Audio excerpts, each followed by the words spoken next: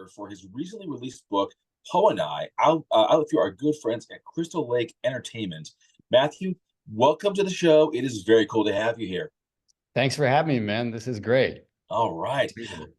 To begin, why don't you take us on a quick stroll through what this book is all about? So Poe and I is loosely based on my own experiences being the caretaker for the last home of Edgar Allan Poe. He lived in the Bronx for the last 3 years of his life. He took his young wife up there to cure her tuberculosis. This was back when the Bronx was country. So it's now a museum. The house is now a museum. I ended up being the caretaker for about 4 years. My job was to live in the basement and walk upstairs on the weekends to give tours of the house to the general public. So that was in my early 20s. That was years ago. And I always knew it would make for a great setting for a novel. So once I acquired the skills to do that, I produced this book. So it's not an autobiographical novel at all. There's elements of truth everywhere, but it is highly fictional. And yeah, but I just thought, it's my dream come true to have produced this, because I always knew the setting would produce a good novel, and thankfully Joe Meinhardt and Crystal Lake agreed. So Yeah. So when you were offered this chance to live in Edgar Allan Poe's house, were you just like, absolutely, hell yeah, I'll do whatever? yes, on two accounts, because I thought, well, how many times this is never going to happen? Right. It's a once in a lifetime opportunity, which I think every caretaker that I've met has said the same thing. Once in a lifetime opportunity, you don't turn this down. I'm a fairly adventurous person, so even when I found out that I was going to have to live in the Bronx, 45-minute subway ride from anything remotely close to me, no problem. I was also desperate. I was also in New York. It was post 9/11. I had just lost both my jobs. So if I didn't take this gig, if I didn't get this gig, I would have been out. I would have had to go home. I would have had to go back to my parents' house. It would have been, not a complete disaster, but for me, I wanted to stay in New York. So Yeah. this was my opportunity. This was a practical and a romantic opportunity at the same time. So I just said it was a no-brainer. So This sounds like such a great adventure. Like you get to stay in New York, which is of course an absolutely amazing city, and you get to live in the house of one of the best writers of all time yeah, for free. for free. Even And better. Even free better. rent in New York. Free rent in New York is a unicorn. Like, that doesn't happen. Oh God, yeah. Well, I So, mean, if you live under a bridge, I guess maybe that's the only option. oh yeah, I mean, it was like a no-brainer.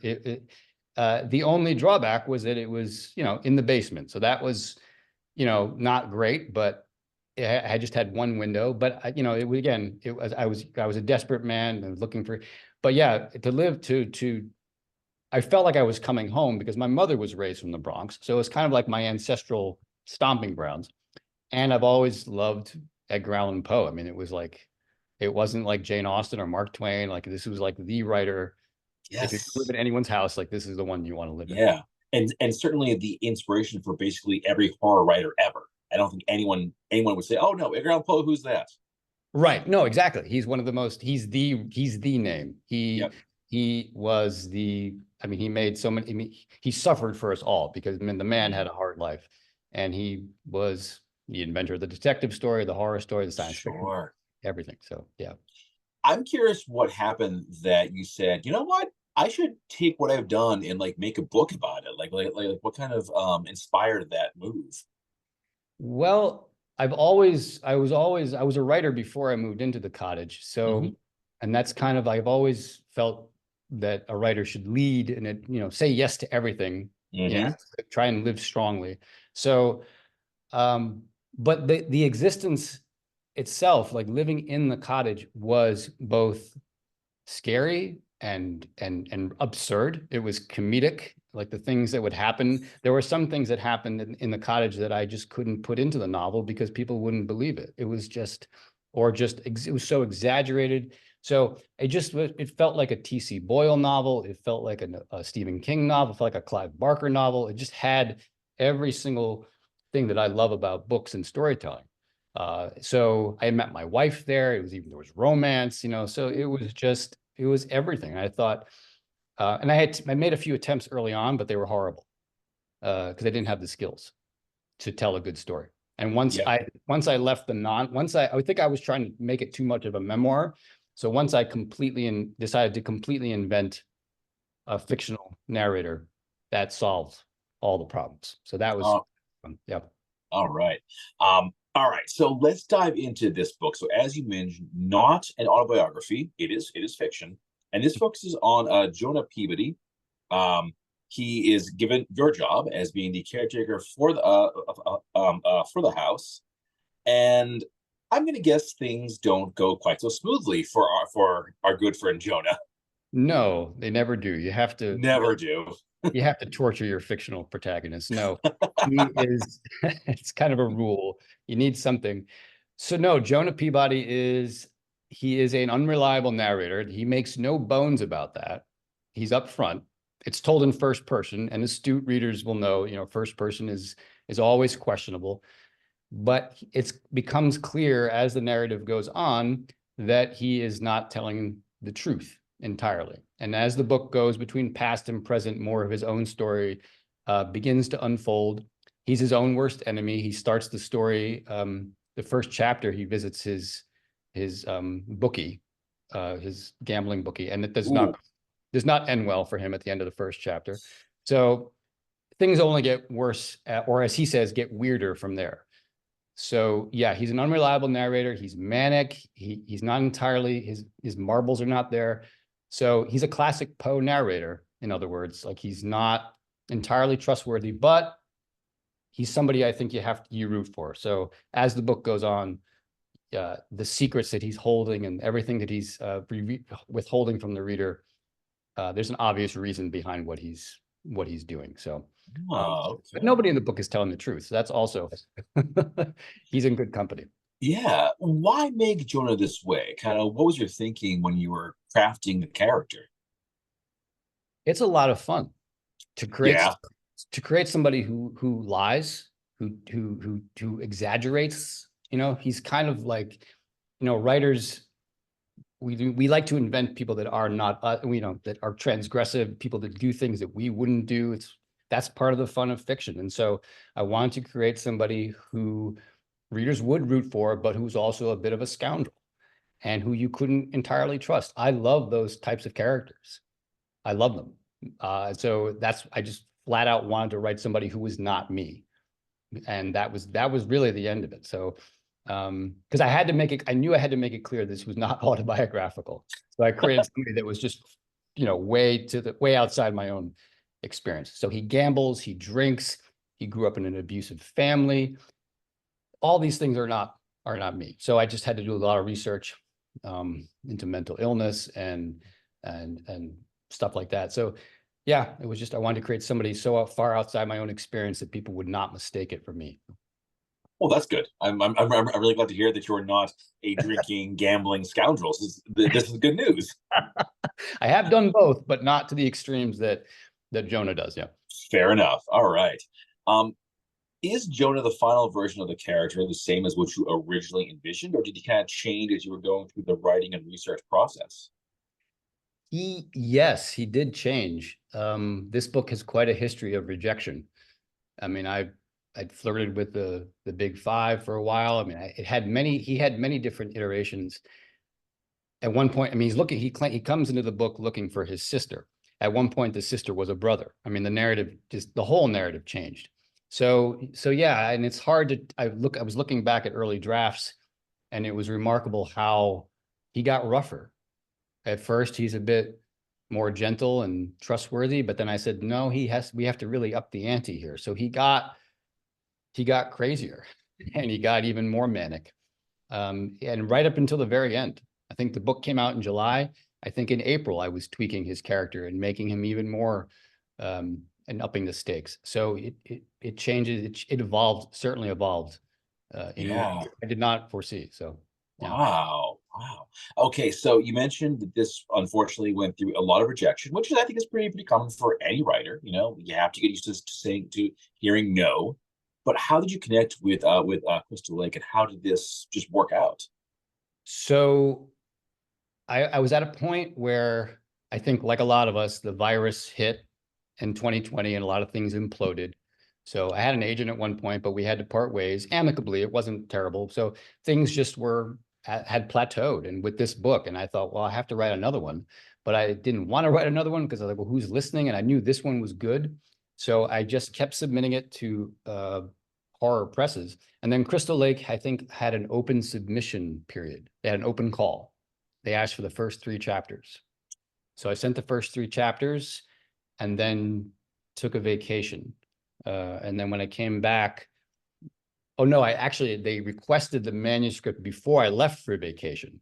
So I was like, oh God, I have to, get it. So, so I sent it to them before I left for vacation, and then I went for vacation. And then 3 months later, they said, yeah, we'd love to publish this. So that's the short version. But yeah, Wow. so they loved the first 3 chapters, and then they accepted the whole manuscript. And that was, yeah, it really was a huge blessing because I really was at my wit's end. Yeah, it's tough. It's tough sometimes. You have to hear no a lot. Oh, yeah. I mean, I don't think I heard no any more than any other writer. Sure. I heard Yeah. my share, but I knew, and now what I have to thank is the fact that the indie horror scene, as you know, is exploding. And there's a lot of indie presses, small presses like Crystal Lake, that are doing phenomenal work. Raw Dog Screaming Press, Clash Books out of here in Troy, New York.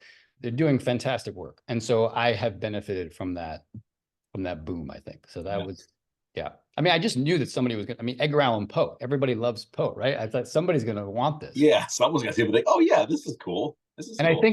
I think Joe Meinhardt in his bio said that Poe was a huge hero. I was like, oh, that's the one. So I was like, there we go. Perfect. Perfect. Okay. I want to ask about Poe's basement because this sounds very ominous, but I'm sure it's probably like not so much. But what is Poe's basement? What was your time down there like? So it is. I don't think it's entirely legal, so we should say that. I'm not. Uh-oh. I mean, no, I don't know. It's basement apartments in New York, kind of like the lie Sure. agreed upon. But it was cramped. The kitchen was very cramped. The main room, the walls, I kid you not, were painted blood red. Whoever decided, Fantastic. yeah, I was like, of course. It only had one window. And so when it snowed, I covered up the one window. So I had no light, no natural light. So it rewires your biological clock. So when I first moved in, it was incredibly depressing, incredibly sad. I just didn't know anyone in New York. But after a while, I thought this is the greatest bachelor pad on earth. So I was able to dress it up, had people over as I got to know people in the neighborhood, and it became home. I made it comfortable. I got them rugs, I got furniture, I got books, bookcases. I mean, it really was, it took a while to get used to it, but the bathroom and the kitchen again were, it wasn't any different from any other small cramped New York apartment that you're paying like $2,000 for. So, but it just I did have a rat break in once because it was in a city park. Yeah. The museum was in a city park, and I thought, how long is it going to be before I get a visit from a rodent? And sure enough, it did happen once. It dropped right onto my bed. And so that was the most horrifying thing that happened. but no ravens, right? No ravens. Actually, we had crows in the park. I called them I mistakenly called them ravens, and one of the park employees said, "Now these are crows," and he pointed out the difference. Apparently, there's a difference with the tail. Yeah. Like, oh, come on, they're ravens. He's like, Close no. But there is a difference, and so I had to respect. And people would ask, "Are those ravens?" I'm like, they're nah. you almost want to say, yes, they're totally ravens, and this is Poe's house. Awesome, right? Come on those in. Ravens, yeah. The cottage had previously been owned by a dentist, like back in the day. And he had actually painted on the side of the cottage a raven to draw people in, because he knew the raven is the icon. So he claimed that the raven had been written at the cottage, which it was not. It was written on West 84th Street in New York City. So it was not written at the cottage. But people, he drew people to his business by painting a raven on the side of the cottage. So, yeah. Oh, cool. And did you ever hear a beating heart in the basement? Did that ever happen? Only my own. When Right, I did right. have, yeah, I did have people occasionally on the porch. I did have some drunk college kids try to break in once. And I Oh, scared them jeez. away. Yeah, I mean, they were drunk kids from Fordham. So that was the scariest, but I actually got the better of them because I just kind of opened the door and screamed at them. They did not expect anyone to show up to come out. Oh, That was a lot of fun. But my heart was like, I was like, how's this gonna go? So I just grabbed a pitchfork from the shed and opened the door and like ran outside. And they were drunk, so they had yeah, I'll bet. I probably scarred those kids for life. I'm sure you did. But hey, that it's Poe's house. You You got to don't expect that. you don't mess with Poe's house, man. You don't. So I Exactly. became quite the defender of the house because Yeah. the Bronx, people drank on the porch a lot, Yep. and I just let it go sometimes because you don't want to scare everyone. So Yeah. All right. Back to the book. What is Jonah's experience in Poe's house? But no spoilers. But I'm kind of curious as to how it kind of how it connects. goes along with yours. Well, there are a lot of the things that are true in the book. I mean, I had a crazy amount of there are people who are devoted to Poe. And so they come from all over the world. And so Jonah encounters a lot of people who have preconceived notions of Poe. And so he finds himself having to defend Poe or debunk myths around Poe. But he also, the central part of the book's thesis is that he basically confronts himself. When you live by yourself and you have your own self for company, so he has to confront his own demons, his own ghosts, as it were. So, and that is not unlike what I had to do. I mean, I was at a fraught stage in my life. I was still in my 20s and trying to figure out the shape of what my life was going to, be like. So, and when you are in that stage and when you live by yourself, you are forced to confront the musings of your own brain. So that's Jonah's experience. I mean, he's at a crucial stage in his life and he's got to make some decisions.